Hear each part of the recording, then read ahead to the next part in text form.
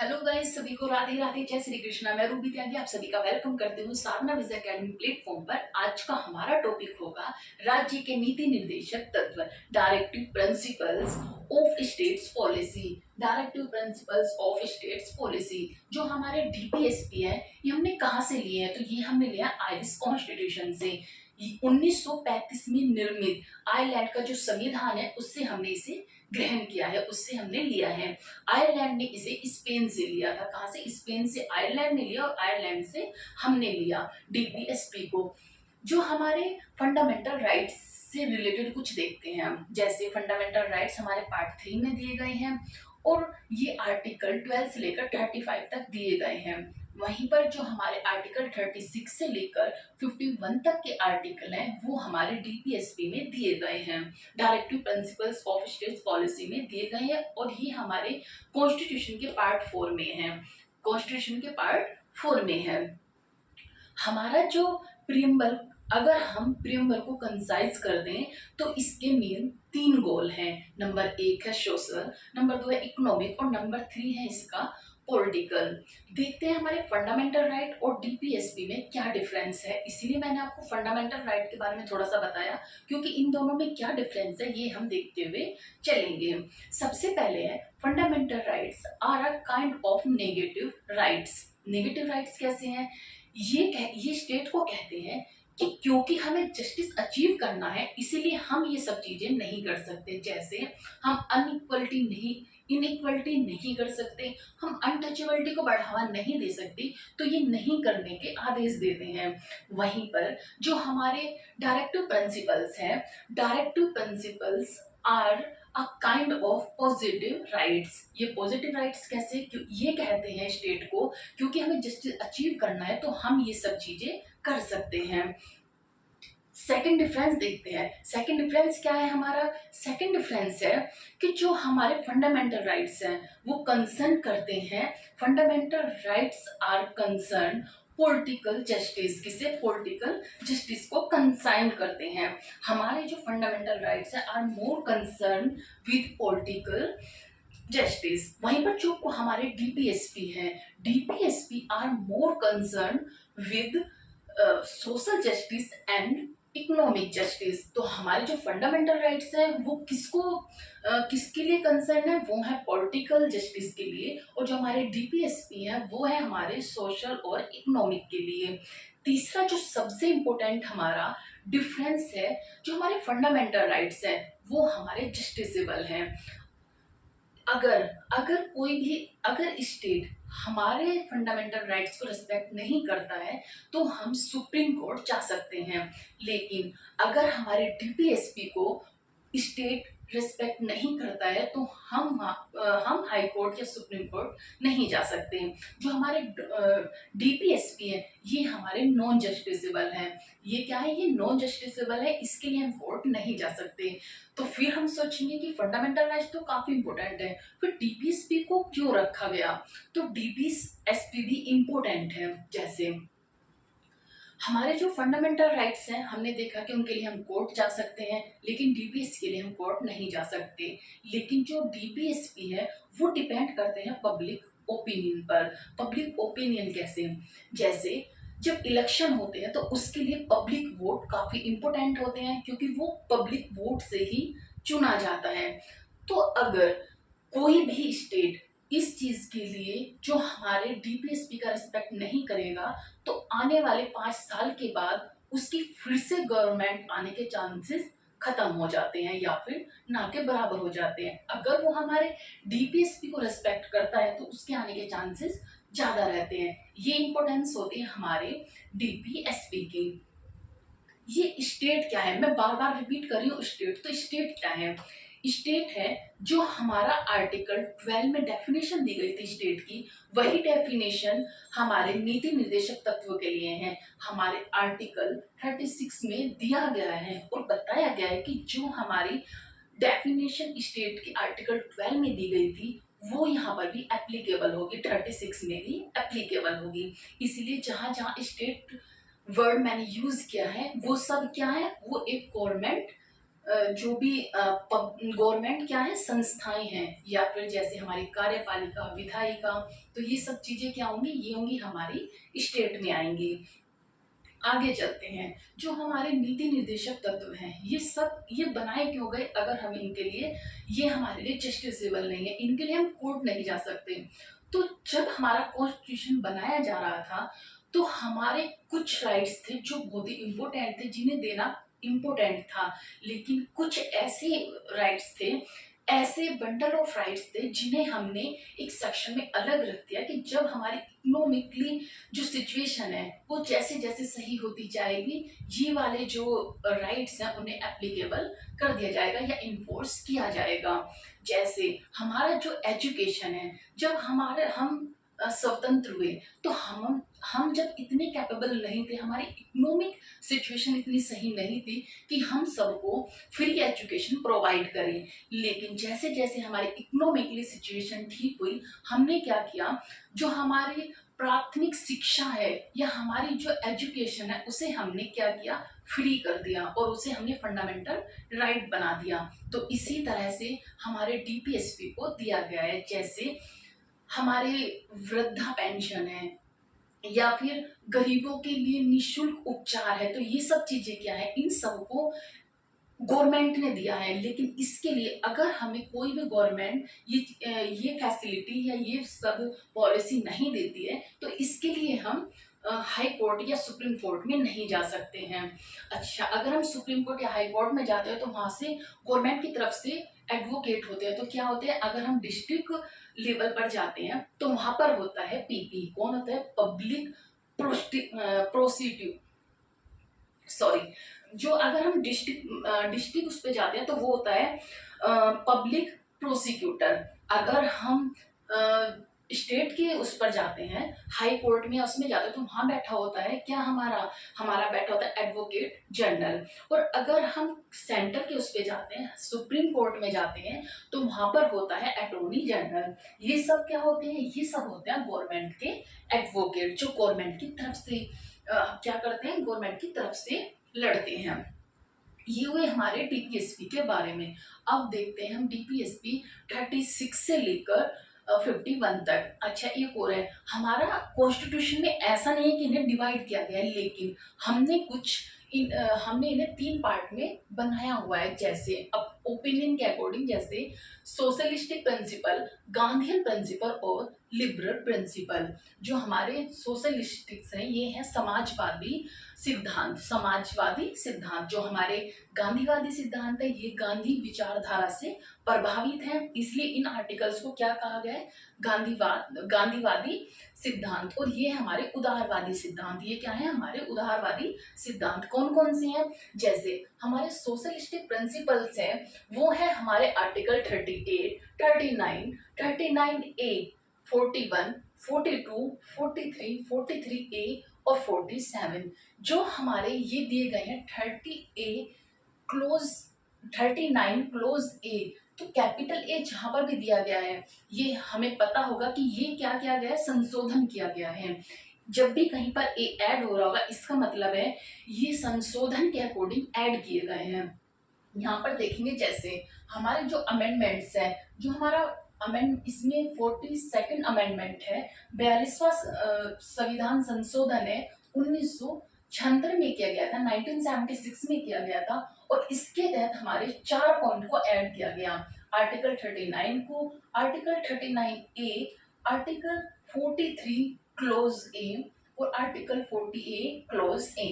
फिर हमारा जो अमेंडमेंट हुआ 44th हुआ, वो हुआ 1978 में, और उसके अकॉर्डिंग इसके तहत हमने आर्टिकल 38 को ऐड किया। फिर जो हमारा 86 कॉन्स्टिट्यूशन अमेंडमेंट एक्ट है, वो हुआ 2002 में, और इसमें 45 को ऐड किया गया, जो हमारे एजुकेशन से रिलेटेड है। फिर है हमारा संशोधन 97 में 2011 में 43 क्लोज बी के तहत जोड़े गए। ये थे हमारे अमेंडमेंट डीपीएसपी में। डीपीएसपी में हमारे 4 क्या हुए हैं, अमेंडमेंट्स हुए हैं, 42वां, 44वां, 86वां और 97वां। ये हमारे अमेंडमेंट हुए हैं। इसके अकॉर्डिंग कौन कौन से, ये भी मैंने बता दिया है। अब चलते हैं हम गांधीयन प्रिंसिपल्स पे। गांधीयन प्रिंसिपल्स में हमारे थे 40, article 43B, article 47, 43, article 46, article 48। और जो हमारे लिबरल प्रिंसिपल्स थे वो है 44, 45, 48, 48 क्लॉज ए, 49, 50 और 51। ये हैं हमारे डीपीएसपी, जो हमारे लिए क्या है, हमारे कॉन्स्टिट्यूशन में बनाए गए हैं। ये क्यों इंपॉर्टेंट है ये भी मैंने आपको बताया। मैंने बताया आपको कि जो हमारे फंडामेंटल राइट्स हैं वो जस्टिसेबल हैं, लेकिन जो हमारे directive principle of states policy है ये जस्टिसेबल नहीं है। इसके लिए हम कोर्ट में नहीं जा सकते और इनके लिए हम कोर्ट में जा सकते हैं। जो डीपीएसपी है ये क्या है, ये पब्लिक ओपिनियन पर वर्क करते हैं। इसके लिए क्या होता है, जैसे पब्लिक, जैसे हमने कोई भी सरकार चुनी, जैसे अभी यूपी में क्या है, योगी जी की सरकार है, तो इन्होंने अगर पॉलिसी को, जैसे ये पॉलिसी निकाली जाती है, जैसे जन धन योजना, पेंशन योजना या फिर बहुत सारी और पॉलिसी या योजना बनाई जा रही है, इन्हें अगर ये लोग नहीं देंगे तो हम इसके लिए सुप्रीम कोर्ट नहीं जा सकते। ये किसी भी तरह मतलब जस्टिसेबल ही नहीं है कि हम वहां पर जाएं। अगर हम वहां जाएंगे तो हमें क्या करेंगे, जो वहां पे बैठे हुए एडवोकेट होंगे वो फटकार लगाएंगे कि जस्टिसेबल नहीं है तो इसके लिए आप सुप्रीम कोर्ट नहीं आ सकते हो। लेकिन हमारी वोट इतना इम्पोर्टेंट है कि अगर वो नहीं कर रहे हैं उस वर्क को, या हमारे डीपीएसपी को नहीं दे रहे हैं, या कुछ पॉलिसीज को अप्लाई नहीं कर रहे हैं, तो हम क्या करेंगे, हम उसे वोट ही नहीं देंगे और हम क्या करेंगे, अदर कैंडिडेट को जिता देंगे नेक्स्ट योजना में। फिर वो क्या करेगा, वो अपने जो भी पॉलिसी होंगी उन्हें क्या करेगा, उन्हें स्टार्ट करेगा और हमारे क्या डीपीएसपी को रेस्पेक्ट करेगा। ये थे हमारे डीपीएसपी के बारे में। अब देखते हैं हम आर्टिकल से डिटेल में कि क्या क्या है आर्टिकल। जैसे 36 में दिया गया है, 36 में मैंने आपको बताया कि डेफिनेशन दी गई है स्टेट की, कि स्टेट क्या है, तो वही है जो आर्टिकल 12 में दिया गया था। हमारी जिसमें सरकार वर्ड लगा हुआ है, सरकारी जॉब हो, कार्यपालिका हो, विधायिका हो, न्यायपालिका हो, ये सब किसमें आती है, ये सब आती है स्टेट में। फिर है हमारा आर्टिकल 37। आर्टिकल 37 कहता है कि हमारे जो डीपीएसपी है ये नॉन जस्टिसेबल है, इनके लिए हम सुप्रीम कोर्ट, हाई कोर्ट नहीं जा सकते। तो ये कहता है हमारा आर्टिकल 37 में दिया गया है कि हमारे जो डीपीएसपी है उनके लिए हम क्या कोर्ट में नहीं जा सकते, ये जस्टिसेबल नहीं है। आर्टिकल 38 कहता है कि जो ये बनाए गए हैं, जो ये डीपीएसपी बनाए गए, ये लोक कल्याण के लिए बनाए गए हैं। इसका उद्देश्य क्या है, डीपीएसपी को बनाने का उद्देश्य क्या है, ये है लोक कल्याण के लिए बनाया गया है। तो ये दिया गया है हमारे आर्टिकल 38 में। आर्टिकल 39 में है कि समान कार्य के लिए समान वेतन होगा। जैसे अगर कोई भी पुरुष हो या महिला हो और कहीं भी जॉब कर रहे हैं तो उन्हें समान वेतन दिया जाएगा। जैसे आपने देखा होगा कि जैसे प्राइवेट सेक्टर है, वहां पे क्या होता है, मैक्सिमम चांसेस होते हैं कि लेडीज को कम सैलरी दी जाती है, लेकिन उसी पोस्ट पर जो जेंट्स होते हैं उन्हें ज्यादा जो सैलरी होती है वो दी जाती है। इसका हम ऑब्जेक्शन नहीं उठा सकते, तो क्या करते हैं, वो अपनी मर्जी से देते हैं। लेकिन जो गवर्नमेंट होती है, गवर्नमेंट में आपने देखा होगा कोई भी अगर टीचर है वो जेंट्स हो या फिर लेडीज हो, मेल या फीमेल, दोनों को इक्वल सैलरी दी जाती है। तो वहां पर भी हम उस कोर्ट में जाकर क्या कोई भी मतलब हम उसके लिए कोई कंप्लेन नहीं कर सकते, उसके खिलाफ कुछ भी केस नहीं कर सकते। लेकिन फिर भी क्योंकि हमारे इसमें आर्टिकल 39 में दिया गया है जो कि हमारे लोक कल्याण के लिए है, तो इसमें दिया गया है कि जब हमारी सिचुएशन ठीक होगी, महिलाओं की सिचुएशन को भी ठीक करने के लिए क्या किया गया है, मेल और फीमेल दोनों को समान सैलरी दी गई है। इसी तरह आर्टिकल 40 में आर्टिकल 39 सेक्शन ए, निःशुल्क विधिक सहायता। निःशुल्क विधिक सहायता क्या है, निःशुल्क विधिक सहायता है जैसे जो गरीब लोग हैं वो जैसे कहीं पर उपचार नहीं करा पाते, स्वास्थ्य प्रॉब्लम होती है, चीजें होती है, तो वो क्या होगा, उसके लिए वे सरकारी गवर्नमेंट हॉस्पिटल में जाकर क्या करा सकते हैं, निःशुल्क अपनी उपचार करा सकते हैं। तो ये इससे रिलेटेड है 39 क्लॉज ए।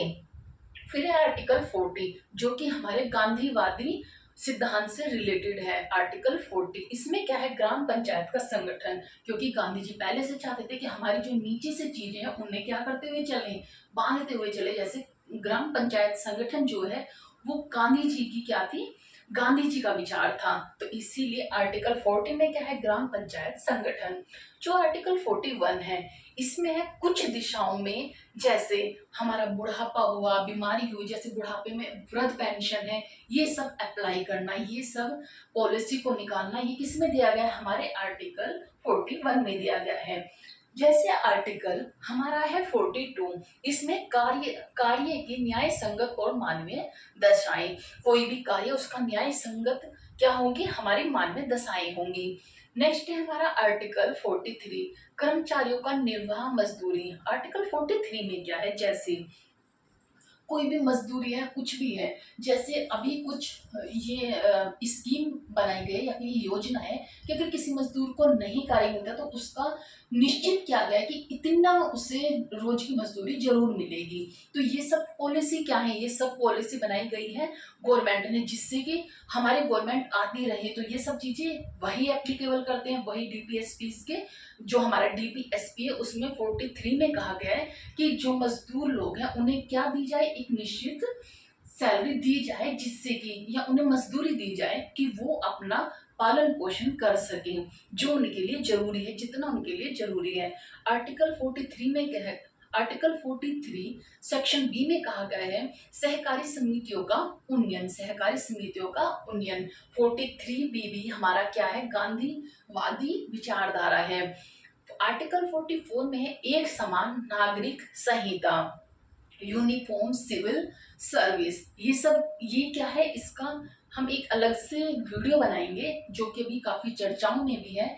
इसमें है कि सबके लिए एक समान जो भी नियम है वो सब एक समान हो। जैसे मुस्लिम महिला पर्सनल लॉ है, उसमें क्या है, उसमें जैसे है एक मुस्लिम व्यक्ति 4 शादी कर सकता है, या फिर उसमें है हलाला होना। ये सब चीजें क्या है, ये है पर्सनल लॉ में, जो कि सब लोगों के लिए इक्वल नहीं है। मुस्लिम लोगों के लिए अलग लॉ है, हिंदुओं के लिए अलग लॉ है। तो इसके लिए क्या कहा गया कि आने वाले टाइम में अगर ये सब चीजें ठीक होती हैं या फिर क्या होती है, मतलब ये कहा गया है कि उसके अकॉर्डिंग, जैसे समय अनुसार जैसी भी चीजें होंगी उसे क्या किया जाएगा, एप्लीकेबल किया जाएगा। तो एक समान नागरिक संहिता किसमें दिया गया है, आर्टिकल 44 में। इसे हम देखेंगे अलग से। आर्टिकल 45 6 वर्ष से कम आयु के बच्चों की शिक्षा, जो हमारा आर्टिकल 45 है, इसमें से हमने क्या प्राथमिक शिक्षा को निकाल कर क्या बना दिया, मौलिक अधिकार। जो हमारा है article 21 section A, capital A, sorry, उसे हमने क्या बना दिया, फंडामेंटल राइट्स बना दिया है, जिसमें है कि 6 से 14 वर्ष तक के बच्चे को निःशुल्क शिक्षा दी जाएगी। क्योंकि जब हमारा देश आजाद हुआ तो हमारे पास इतना पैसा नहीं था, इतनी हमारी इकोनॉमिक सिचुएशन अच्छी नहीं थी कि हम ऑल इंडिया के स्टूडेंट्स को या 6 से लेकर 14 वर्ष के बच्चों को हम निःशुल्क शिक्षा दे सके। कंडीशन खराब थी, इसलिए उस टाइम पे इसे क्या किया गया, डीपीएसपी में रख दिया गया। लेकिन अब जब हमारी सिचुएशन अच्छी हुई है, हम विकसित हो रहे हैं, डेवलप हो रहे हैं, तो हमें इनने क्या किया है कि 6 से लेकर 14 ईयर तक के बच्चे को निःशुल्क शिक्षा का प्रावधान किया गया है। और जो हमारा आर्टिकल 45 इसमें है 6 वर्ष से कम आयु के बच्चे को निःशुल्क शिक्षा। आर्टिकल 46 में है एससी व एसटी व दुर्बल वर्गों की शिक्षा, जैसे कि जो हमारा आरक्षण है एससी एसटी के लिए, क्योंकि उस टाइम पे एससी एसटी की कंडीशन बहुत खराब थी, अभी भी इतनी अच्छी नहीं है, लेकिन उस टाइम पर बहुत ज्यादा खराब थी। तो क्या बनाया गया था, आरक्षण दिया गया था, उनकी शिक्षा में आरक्षण दिया गया जिससे कि ज्यादा बच्चे पढ़ें और आगे निकले। तो वो किस में है, आर्टिकल 46 में। आप इन सब का स्क्रीनशॉट लीजिए। नेक्स्ट हमारा होगा आर्टिकल 47, जिसे हम यहाँ पे राइट डाउन करूंगी, आप इसका स्क्रीनशॉट ले सकते हो और इसे रफ करके फिर हम चलते हैं अपने आर्टिकल नेक्स्ट पर।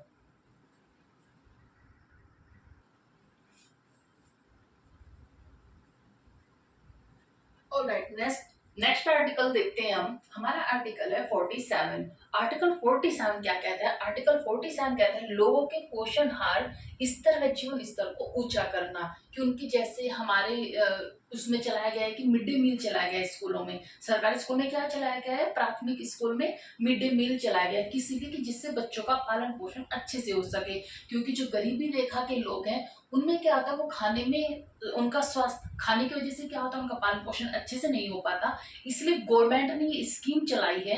क्या योजना चलाई है? मिड डे मील योजना। तो ये किसके तहत है? ये है आर्टिकल 47, लोगों के पोषाहार स्तर व जीवन स्तर को ऊंचा करने तथा लोक स्वास्थ्य के सुधार को प्राथमिक कर्तव्य मानना। जैसे राशन बांटना, जब कोरोना चला तो क्या करा गवर्नमेंट ने? राशन की जो क्वांटिटी थी उसे बढ़ा दिया था। तो ये सब क्या है? ये सब आते हैं हमारे डीपीएसपी में, ठीक है, जो गवर्नमेंट अपने अकॉर्डिंग प्रोवाइड करती है, फैसिलिटी देती है। आर्टिकल 48 कहता है कृषि तथा पशुपालन का संगठन। आर्टिकल 48 में दिया गया है जैसे हमारी गाय हुई, बछड़े हुए, या फिर जो दूध देने वाले पशु हैं उनकी सुरक्षा व संरक्षण करना हमारा आर्टिकल 48 बताता है। आर्टिकल 48 सेक्शन ए कहता है पर्यावरण के संरक्षण व संवर्धन तथा वन्य जीवों की सुरक्षा। ये किसमें दिया गया? ये दिया गया हमारे आर्टिकल 48 सेक्शन ए में, जो कि क्या है? ये भी एक अमेंडमेंट एक्ट है। कब हुआ था इसका अमेंडमेंट एक्ट? ये हुआ था 42 में। किसमें? 42 अमेंडमेंट एक्ट 1976 के अकॉर्डिंग क्या किया गया था? पर्यावरण के संरक्षण व संवर्धन तथा वन्य जीवों की सुरक्षा।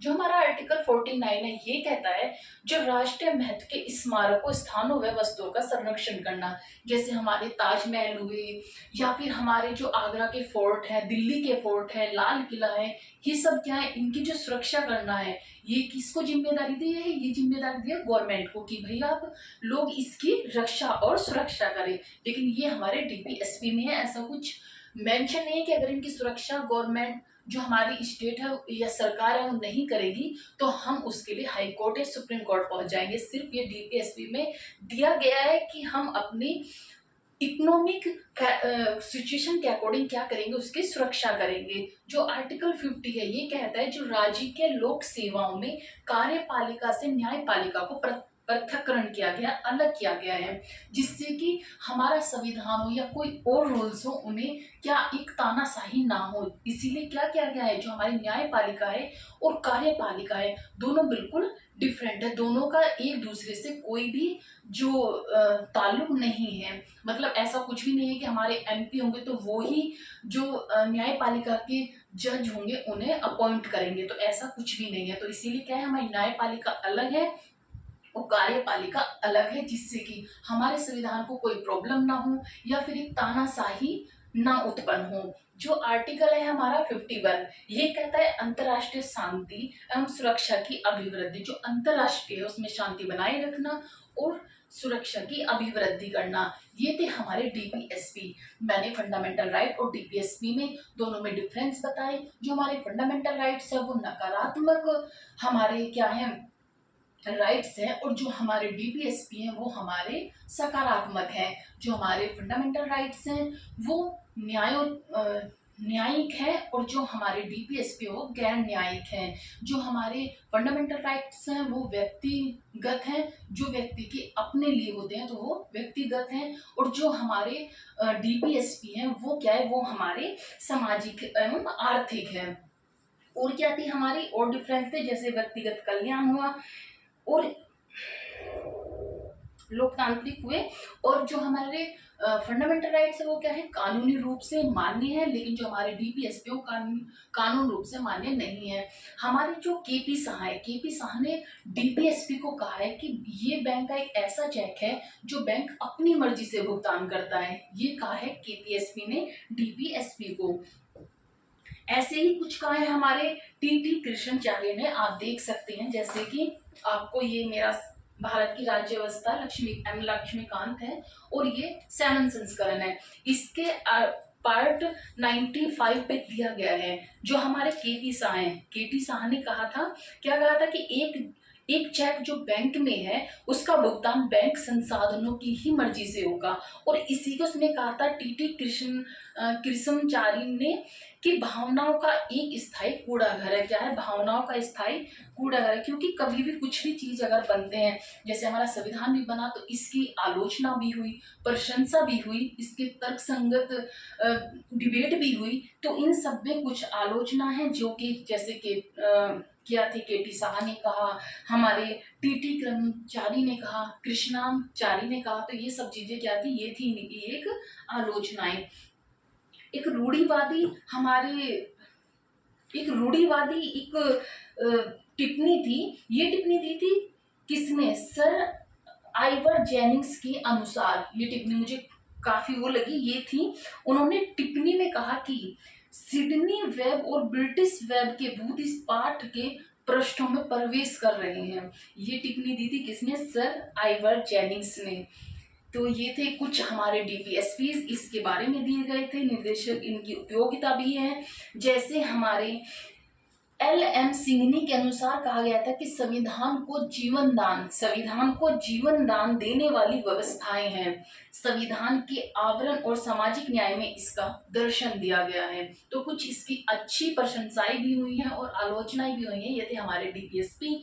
आपको आई होप अच्छे से समझ आए होंगे, और मैंने पूरी कोशिश की आपको एक एक चीजें बताने की, क्या डिफरेंस थे हमारे डीपीएसपी में, फंडामेंटल राइट्स में। हमारे आर्टिकल मैंने अच्छे से मेंशन भी किए हुए हैं। मैंने बताया है कि 3 सेक्शन में, मतलब ये बटे हुए नहीं है कॉन्स्टिट्यूशन में, लेकिन ये विचारों के अकॉर्डिंग हमने क्या क्या है, इन्हें पार्ट्स में डिवाइड किया है। जैसे सोशलिस्ट, गांधीयन, लिबरल, इनके बारे में मैंने ये बताया है। हमारे directive principle of states policy थे जैसे पार्ट 4 में, और ये मैंने सभी आर्टिकल्स दिए हुए हैं, सोशलिस्टिक्स, गांधीयन और लिबरल। जो हमारे अमेंडमेंट एक्ट हुए वो ये सब अमेंडमेंट थे।